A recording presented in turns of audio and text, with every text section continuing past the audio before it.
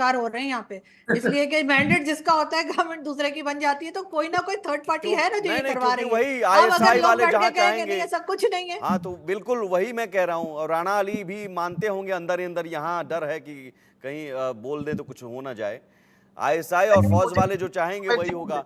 सहगल साहब, क्या ये पाकिस्तान को, जो पाकिस्तान की स्थिति में जो मैंने भी गिनवाई और राणा अली भी मान रहे हैं, दुरुस्त तरीके से नहीं मानेंगे, मजबूरी है, लेकिन ये स्थिति अब ऐसे ही रहेगी जब तक कि आपको आईएसआई आर्मी से मुक्ति नहीं मिले? पाकिस्तान की स्थिति तो बदतर होती जाएगी अगर उनको आईएसआई से मुक्ति ना मिले, क्योंकि आईएसआई और आर्मी जो है टोटली करप्ट ऑर्गेनाइजेशन है। हर एक ने अपने आप को एनरिच कर लिया है, हर एक के बच्चे बाहर हैं और उनकी जो प्रायोरिटीज है बिल्कुल गलत है।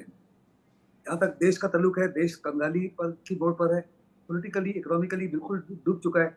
लेकिन उसके बावजूद उनकी सिर्फ एक ही कोशिश है कि हिंदुस्तान को बर्बाद किया जाए, जानो माल का नुकसान किया जाए और दुनिया के अंदर एक्सपोर्ट किया जाए टेररिज्म। दुनिया में कहीं भी कोई भी हादसे, बड़े हादसे होते हैं, पाकिस्तान डायरेक्टली या इनडायरेक्टली इन्वॉल्व है। मैं तो राणा साहब को दाग देता हूँ कि वो साफ तौर पर जानते हैं कि पाकिस्तान में क्या हालात है, क्या स्थिति है, उसके बावजूद भी बड़ी कोशिश करते हैं कि उसको सच्चाई को उल्टा करके ऐसे पेश करें ताकि आईएसआई के फेवरेट बन जाए। आईएसआई और आर्मी जो है इनको बहुत शाबाश देगी, क्योंकि वास्तव में बहुत ही होशियारी से उसको बचाने की कोशिश कर रहे हैं। मैं उसकी पूरी दाग देता हूँ उनको। लेकिन पाकिस्तान की जो करंट स्थिति है, अगर इसमें सुधार नहीं हुआ तो पाकिस्तान जो है वास्तव में अगले 4-5 साल में टूट जाएगा। अब चाहे जितनी कोशिश करो। सुधाकर जी, तो क्या ये मान लिया जाए आने वाले दिनों में पाकिस्तान उस बारूद पर बैठा हुआ है जो विस्फोट होने वाला है? बिल्कुल। अगर आपकी इजाजत है 1 मिनट के लिए, मैं किसी को दिल में चोट नहीं पहुंचना चाहता हूं। राणा साहब बहुत विद्वान हैं, आपके हम बयान सुनते रहते हैं। आपको एक्चुअली झांक के देखना निहायत आवश्यक है। कुछ करीब 1.5 साल पहले मेरे को इनवाइट किए थे डीसी वॉशिंगटन में कुछ टॉक देने के लिए, मिथ एंड रियलिटी। कोई सारे मसलों को उन्होंने उठाया था, इंडिया चाइना, इंडिया पाकिस्तान। एक साहब को मैं वही सवाल पूछा सुमित जो आप अभी पूछ रहे थे थोड़े मिनट पहले, क्या पाकिस्तान का कोई सुधार नहीं है? मैं नाम नहीं लूंगा क्योंकि मेरा ये कमिटमेंट है। बहुत विद्वान है, बहुत जाने माने व्यक्ति है। तो उन्होंने कहा था कि सलूशन सिर्फ एक ही है। क्या है कि जब तक पाकिस्तान के नागरिक सड़क के ऊपर उतर ना आए, रिवोल्यूशन ना हो और जुडिशियरी, मीडिया, लेजिस्लेचर और एग्जीक्यूटिव को बिल्कुल जैसे इंडिपेंडेंट वर्टिकल ना बनाया जाए, तब तक पाकिस्तान का कोई सुधार नहीं हो सकता। और साथ ही उन्होंने एक बहुत अच्छा चीज बताया था, है पाकिस्तान के आप सब जानते हैं। उन्होंने कहा था कि हमारा जो पाकिस्तान का जो कॉन्स्टिट्यूशन 1973 को लिखा गया था, ये बहुत हड़बड़ी में, जल्दीबाजी में लिखा गया है। चंद एक चीजों को जो स्टार्टिंग पॉइंट है उसका कोई वो है ना, वो कहते हैं कि कोई भी आप कह रहे हैं पाकिस्तान 2.0 बनाना होगा? बिल्कुल।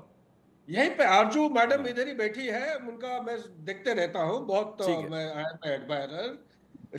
Leaders like her can change Pakistan, जो आईना दिखा के लोगों को ये बोल सकते हैं कि भैया हम गलत रास्ते पे जा रहे हैं, आ जाओ, समय आ गया है, आइए एक टॉप टू बॉटम आप कह रहे हैं पूरी तरह से एक सर्जरी की जरूरत है, तभी दुरुस्त हो पाएगा। क्योंकि एक आपको जब बीमारी होती है, बहुत गंभीर रोग होता है, तो बहुत ठोस इलाज, सख्त इलाज की जरूरत भी होती है। लेकिन सवाल है कि वो इलाज पाकिस्तान की जनता को ही करना पड़ेगा। पाकिस्तान की जनता ही वो इलाज बेहतर कर सकती है। वहाँ के हुक्मरान तो चेहरे बदलते रहेंगे, आईएसआई और आर्मी पीछे से अपना एजेंडा चलाते रहेंगे। आप भूखे मरते रहिए, आप बिजली के बिल चुकाते रहिए, टैक्स चुकाते रहिए, आपके बच्चों को शिक्षा मिले ना मिले, आपको घर मिले ना मिले, हालात ऐसे ही बद से बदतर होते रहेंगे। चंद रुपए कर्ज लेकर कहेंगे देखियो साहब हम कर्ज लेकर आ गए आईएमएफ से, यही खुशखबरी आपको सुनाएंगे। बहुत शुक्रिया आरजू काजमी आपका और राणा अली आपका। देखिए हम लोग भी चाहते हैं कि आप लोग तरक्की करें और आगे बढ़ें, लेकिन अगर रुकावटें हैं तो उन रुकावटों को दूर करने की जिम्मेदारी भी आप राणा अली और आरजू काजमी आप जैसे लोगों पर ही है, और आप जैसे पाकिस्तान की आम जनता को जगाने का भी। बहुत शुक्रिया सुरेंद्र जी आपका और सुधाकर जी आपका और सहगल साहब आपका इस चर्चा में शामिल होने के लिए। आगे बढ़ते हैं। धरती रहने वाले अपने आप को